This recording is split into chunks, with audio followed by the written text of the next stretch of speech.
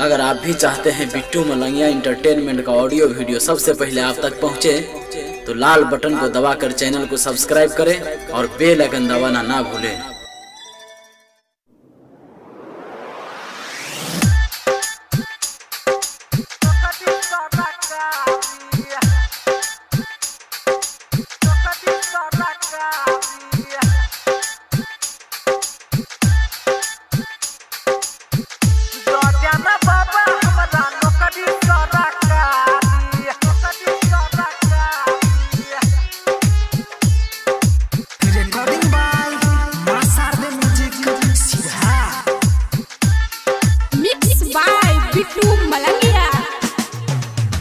दिन रात मेहनत करके केलो हम पढ़ाई, कहियो न गेलो हम हूँ करहिला कमाई।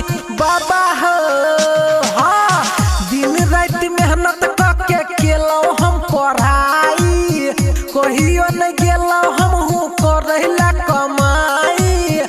बाबू माई दै छ भैया हमरा गाड़ी, बाबू माई दै छ भैया हमरा गाड़ी।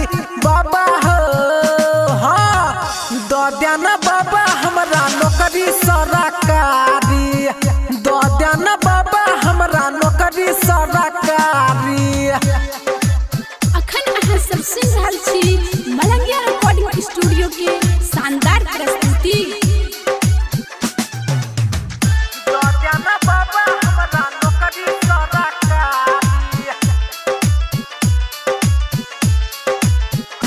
हाँ, हमरा बात न कियो ठीक से करैया, गाँव समाज में सब पागल कहैया। हो बाबा बुझा तनी, हाँ हाँ, हमरा बात न कियो ठीक से करैया, गाँव समाज में सब पागल कहैया। बीपी के नहीं तो खींच पड़तै शादी, बीपी के नहीं तो खींच पड़तै शादी। बाबा हो हाँ, द देना बाबा हमरा नौकरी सरकारी, द देना बाबा हमरा नौकरी सरकारी। अखन अहाँ सब सुनि रहल छी मलंगिया रिकॉर्डिंग स्टूडियो के शानदार प्रस्तुति।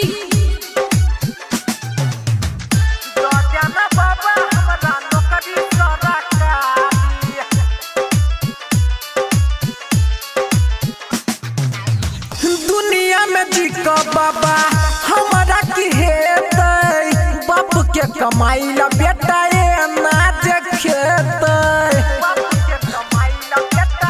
हो बाबा बुझाना, दुनिया में जी का बाबा हमारा की हेतै, बाप के कमाई ला बेटा ये ना देखेतै। राम कुमार अंकित करैया तैयारी, चंदन बिट्टू बाबा करैया तैयारी। बाबा हो हाँ, द देना बाबा हमरा नौकरी सरकारी, द दे भोले दानी हमरा नौकरी सरकारी, द देना।